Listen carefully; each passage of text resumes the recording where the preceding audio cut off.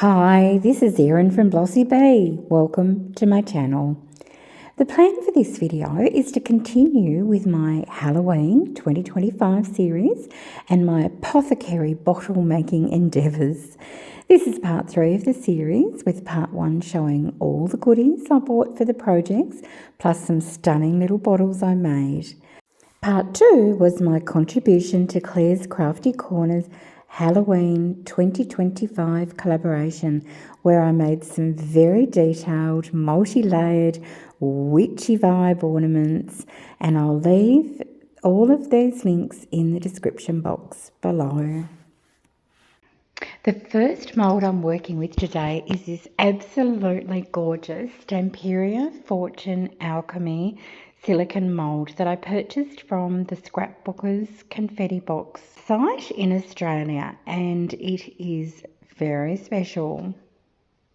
Stamperia is an amazing company. They're based in Italy and they have incredible designers who work for them.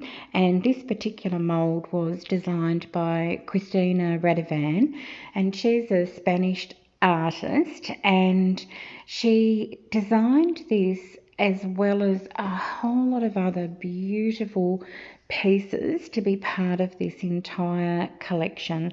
And yeah, she's one of my favourite Stamperia artists and definitely worth checking out. Okay, so I've got an idea in my head that I would like to make these using some of these beautiful holographic foil stickers. And the set that I purchased, which you can see me opening in part 1 of this series, comes in 4 different sets, and they are just beautiful.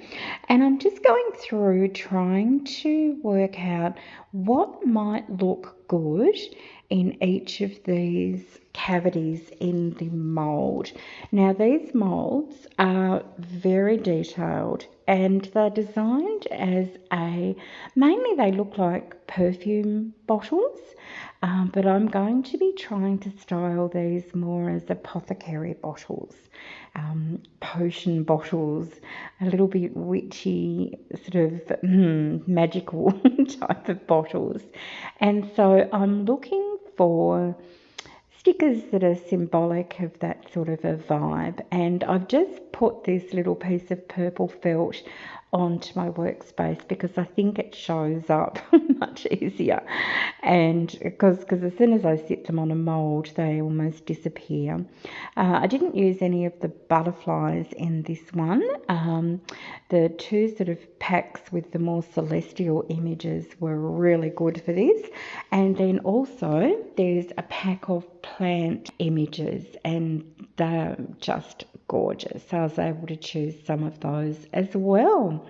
Now, these come on a transparent removable backing piece of clear, I think it's like a PET, and you can peel these off, but I'm not going to for this project. I'm going to keep them intact, and I'm going to embed them first of all into clear resin, so that when you look at them from the front, you'll hopefully, through that intricate design, get that vibe of the beautiful holographic foil behind it. So I'm just going to go through here quickly and show you each of the ones I've chosen, because it's really difficult to see them on the actual mould. And for the tiny ones, I've also just cut up quite a few stickers, just really picked out the bits that I liked and then used them in here. And I will then also need to make some adjustments. You'll see me doing that as I get started, because some of them are a little bit too big. So I should have probably done that before I poured the resin, but it was a learning experience. I'm using River Art Resin Deep Pour because I really want this to be crystal clear on the front and have the best chance of releasing any bubbles. And I'm just popping enough in that it actually coats all of the decorative features and to the edges, and then I'm just using this little tool to go in and make sure that it's actually going into every single little part, because when I say detailed, I mean detailed. And some of these bottles are quite small as well, so it's really important to me that I work as hard as I can to make sure that they have that beautiful intricate detail on gorgeous view.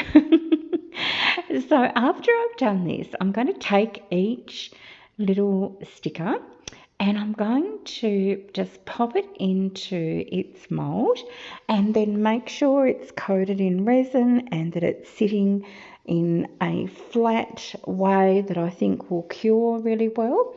And look, it does take me a few minutes to get this all organised, but it's a really lovely task because you're working with a beautiful mould, beautiful stickers, and you're just very focused on this. So it was quite enjoyable.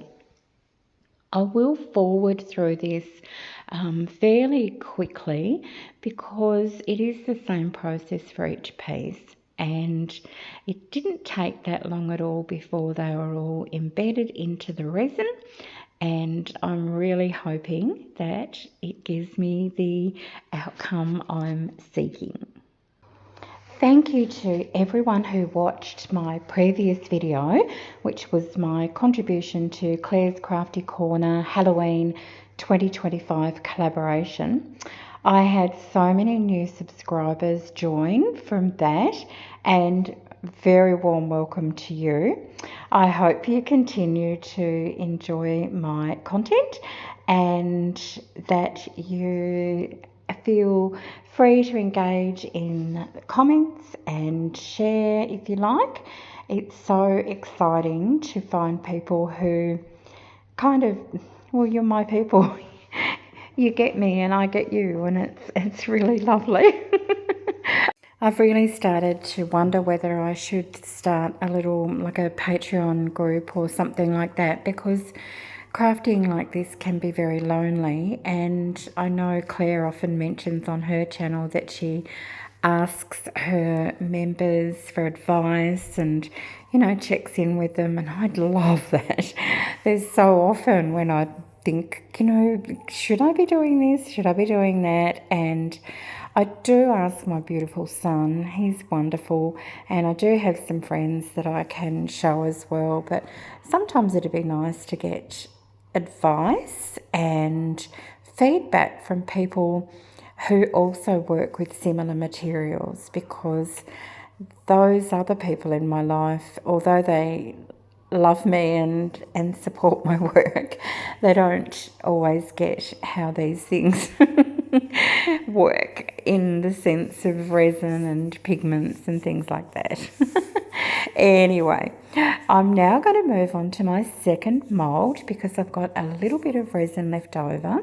Now, this is the one I purchased from Amazon, and it has all the skulls and dragon wings and bones, and it's gorgeous. Lots of detail again, and I'm really keen to see how this comes out. So I'm just mixing in these two alcohol inks, and I'm going to also pop in a teeny little bit of just a generic sort of creamy coloured mica powder. I want these to be a little bit spooky and a little bit just, yeah, ethereal. So I'll go ahead and fill these cavities up. I know I need to be super careful with these ones because some of them are so very tiny. I found that using a pipette was the best way of getting the resin into all of the teeny little pieces, and also getting a little bit in, letting that self-level, and then topping it up was also another tip if you've got this mould.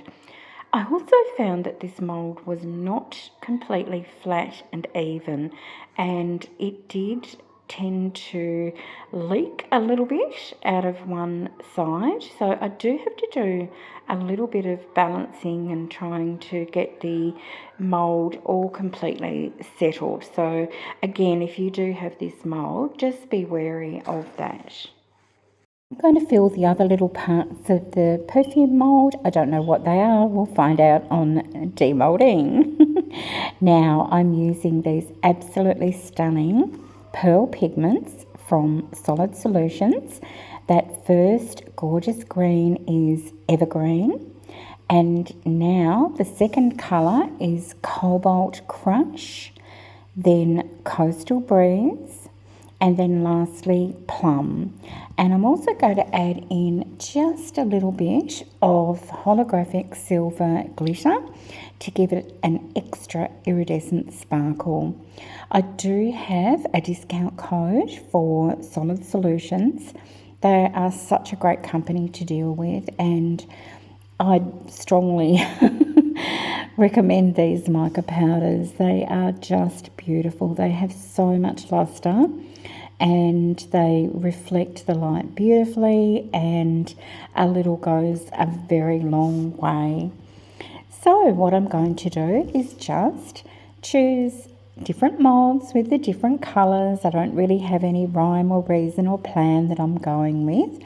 And because of the intricate design of these, I'm just adding a little bit first, and then I'll come back in and top them up once they have had a chance to self-level. These pigments are just gorgeous. They give the most beautiful lustrous 3D pearl coating, and they are quite intense, and they work so beautifully to give an appearance with, they just have reflected light, depth, and I love them. I know I've said it before, but this is honestly one of my favourite parts of being an artist who works with resin. It just is so mesmerising watching this gorgeous liquid move around in the mould, and as soon as you pour resin, you can start to see the pigments moving and changing, and it is just delightful, and it always looks weirdly edible. It's not, by the way. It's very not, but it's just delicious to watch being poured in, and it's quite relaxing and soothing and exciting at the same time. Moving on to this little Apothecary bottle mould, I'm just going to use up the resin and fill the bottles just randomly, so I've got a nice range of colours, and I'm trying to make sure I've got a fairly even spread of colours in both the embossed moulds and the plainer moulds. And I'm really excited to see how all of these turn out. After 24 hours, these are ready to demould, and firstly, here are some little extras that I made with just the little bits and pieces of resin that were left over. And the first mould I'm using here is just a little peacock and flowers mould, and then I've got the little mini butterflies, and then I used just a little bit in the ghost mould, which came from Resin Moulds box. After demoulding all the little extras, it's time to start demoulding my Apothecary bottle collection. Second time I've used this mould, so I know they're going to be beautiful, and they are. They just look perfect. I'm loving all of the detail and the colours. I'm not actually using these particular pieces in this video. These will be in my next video, part 4. So that's all I'm going to say about these for today. But they are exactly as I was hoping. The details have turned out beautifully, and the colour blend is exactly what I wanted. Now look at these. First time ever using this mould that I have wanted for so long. Oh boy. Wow. I'm not sure if the detail on the clear resin is going to show up on video, but not only do these have those gorgeous foil holographic stickers embedded in them, they are so detailed on the surface as well. They're so three-dimensional looking. And these colours, these solid solutions, pearl mica powders, they just are beautiful. They're really just, they look so luxurious and a lot of depth to them. And oh, every single one I take out, I'm loving even more. They are beautiful. So this is the larger of them, and wow, this one is just breathtaking. Just on its own, that's a beautiful piece of art. And have a look at some of the smaller ones. So as I mentioned, some of them have got writing on them to do with fragrances. Some of them have got a lot of detail. Some are quite large and some are quite small.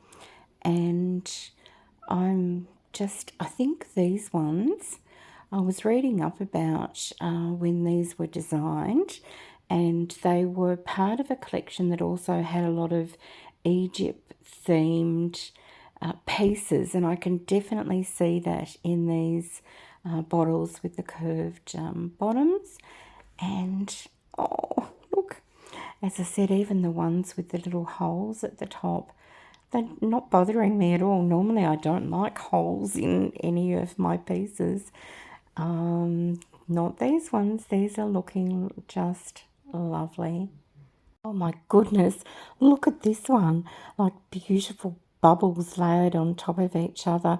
If ever there was a jar that screamed mysterious apothecary jar. That is just so amazing. And now, one of you, or all of you, or some of you, would you please message me and let me know what these are? These are the little extra pieces. I wondered if they are meant to be sort of stoppers, but I don't know. I just can't really figure them out. So they're not going to feature in this video, but I would love to know what they are. I think it's very interesting. I'm instantly obsessed with this mould. Look at these pieces. They are just stunning. Each of them have that much detail. I'm already overrun in my mind with ideas for the next time I make these. Now, this is what I'm going to do in this video to showcase some of those beautiful pieces.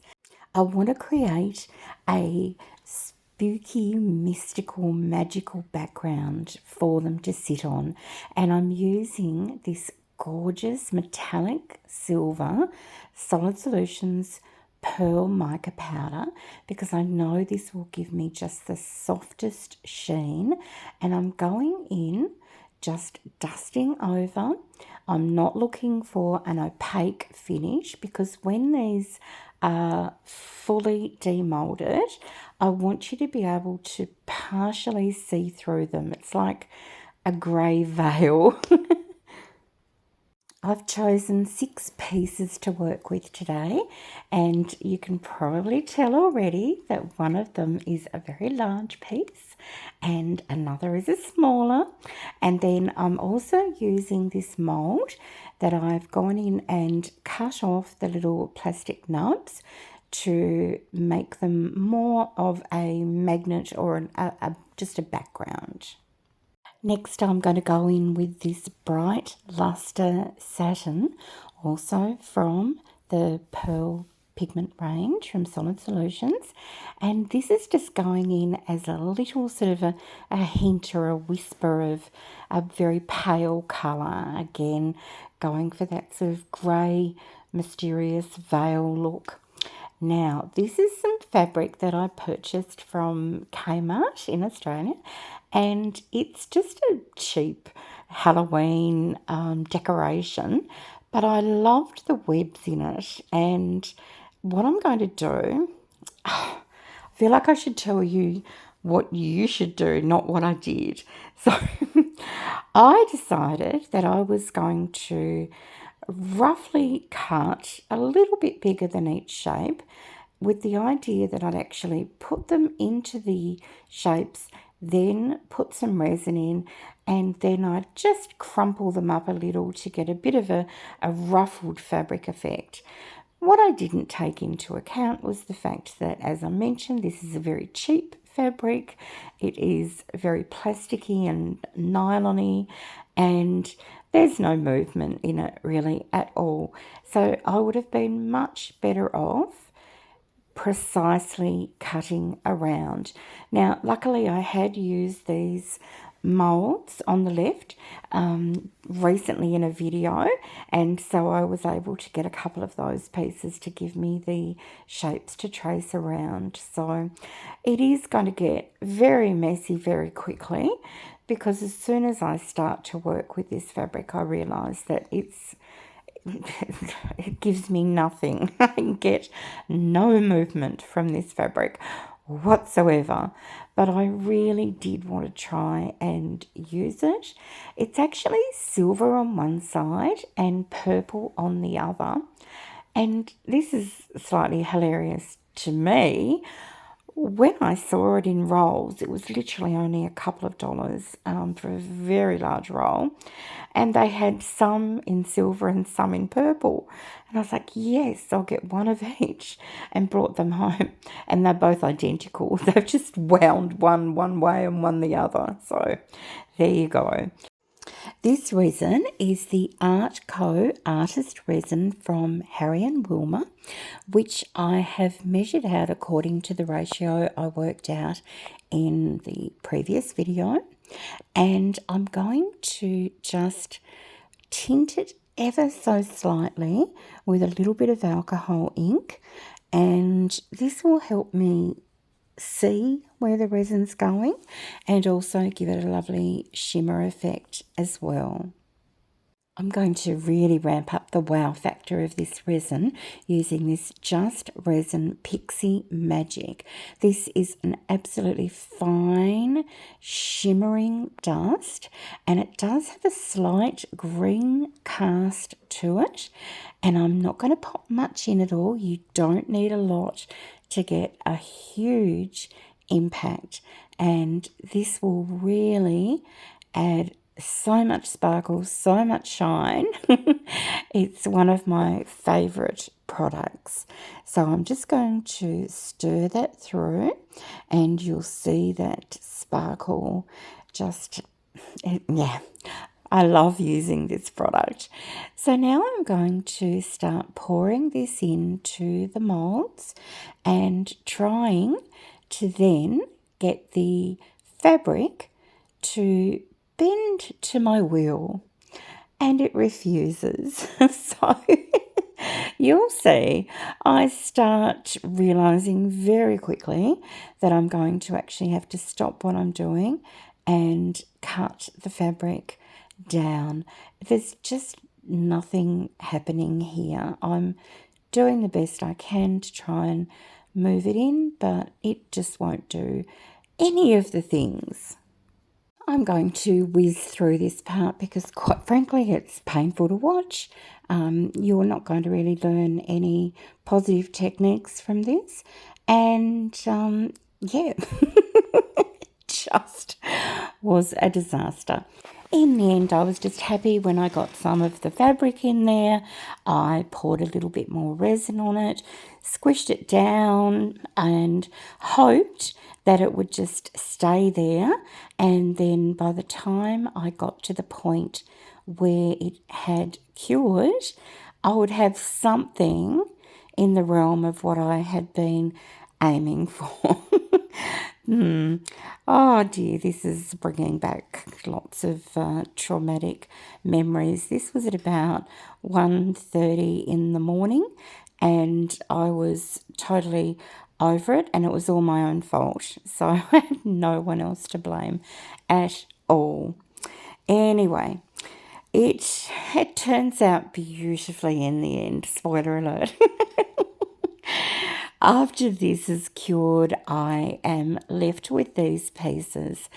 Now I'm going to straight away demold them. I had hoped originally to work on them in the mould, but as I was moving them, I felt one of them crack a little bit on the side, and in my opinion, once you've got that slight feeling that the resin might no longer be firmly up against the edge of the mould, it's not worth risking pouring more resin in because it may just go down the side. So these are beautiful. They're not perfect. There are funny little sort of ripples in the resin with the fabric, but the effect is exactly what I was going for. And look at that pixie dust. You can just see it sparkling there beautifully. You can see why they called it pixie dust. It literally just looks like a pixie came over and did a little, something on all of them. And these have got a little slight ridge around the edge, and that is very normal when you haven't domed a piece. So resin shrinks as it's curing, and I'm going to use this though as something, it's really in my favour for the next couple of steps. And here are my chosen pieces, and let's see if they match the backgrounds as I was hoping. I'm very happy with that. And the big one is the only one I knew really absolutely which piece it was going to go on. Oh, probably the little one as well, but the others, I just want to make sure that I'm happy with them and that they all sit nicely on the background pieces that I've created for them. So again, this is very late at night. This is about just after 2 a.m. the next night, and I am so tired. And I've got these beautiful holographic foil stickers out again because I want to create another layer of interest onto these pieces. And I start off with some botanical pieces, and just as I'm working, my head is drooping and I'm just nearly falling asleep at my workspace. So I just decide that it would be better for my health and safety and for the outcome of these pieces if I just call it quits, snuggle into bed for the night, set the alarm for early in the morning, and come back to them. So you'll see in a moment the light will change quite dramatically. We're going from lights at night to beautiful dappled light coming through my blinds in the morning, and I had a much clearer idea. So during the night, I must have been thinking subconsciously about these, and I decided I wanted to ramp up the witchiness and ease up on the botanical aspect. This was a lot of fun, and similar to when I first created these pieces in the mould with these foils, I decided that I would absolutely customize them to what I needed. So some of them I've cut just the edge off. I love that look. I like it a lot when you just see a hint of something. And I also know that the bottles are the main event, and they will be what takes up the main centre space of each one. So I just went round and used a little emery board to file off any excess of the sticker edges which are hanging over. And it also gives me an opportunity to just keep making sure it's tidied up, that the edges are looking good, and then I'm starting to look at these and thinking I need more. They are just gorgeous, but I want to bump it up a bit. So I decide to use the same pigment that I made them with, and I'm going to mix it with a little bit of Duraclear varnish, and I'm going to make a little smooth paste that I'm going to go and apply all around the edge of the moulded piece just to see how it will look. So a couple of reasons. One is to give it a really pretty edge. Oh, you can see I'm popping in some more pixie dust there. I'm all over the pixie dust for this one. And I want to make sure too that I'm given an opportunity anytime there's a little bump or anything with a sticker, it'll give me a chance to cover that up as well. And I'm also hoping to be able to put a few little splashes or dots onto the piece in addition, just to tie it all in. So I'm trialling this now. This is the first time I've ever done this. I know that this varnish will dry quite quickly and give me a beautiful finish, and I'm able to just move the piece around and get to all the edges that I need to. And I'm starting to think that this could work. It really does tie in the colour of the bottle to this frame that I've made, and I really do think this is the way to go. So I'm just going to clean up the edges here, and then I'm going to get a little toothpick and I'm going to go in and I'm going to put some little dots, and I'm going to do these in sets of 3 because that's how my brain works. And I'm going to make sure that these dots are going to stand independently, and by that I mean that they are not going to collapse and blend in with the edges. You will see that happen with one in a minute, but I decide to wipe that all off and start again because it's important to me that these backgrounds I've created for these pieces are very crisp and purposeful. And yeah, so I'm going to go ahead and fast forward through all of this process, because what I'm going to do is do exactly the same for each of the bottles. So I'm going to be choosing the right decals or stickers to go on, and I'm going to make sure that I'm happy with the placement of them. Then I'm going to create the mica colour in the varnish border, and we'll see what we have at the end. And ta-da, just like that, they're all done. And they look so pretty. The varnish around the edges so shiny. Once that is dried, I'm going to use some E6000 glue, and I'm going to adhere each of the pieces to their background, because when I apply the resin to cover the top, I don't want the pieces sliding around at all. I want to make sure that they are firmly adhered in place. So I do this and let all of the pieces cure so that the glue is dry. And now it's time to do our final little top coat. Because of all the layers, this was a long project, but I hope you feel it was worthwhile. I certainly do.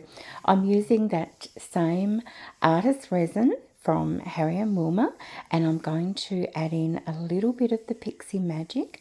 And I find that if you add in a really fine glitter or dust before you do a top coat over the stickers like these, it disguises any edge of the plastic that you might see.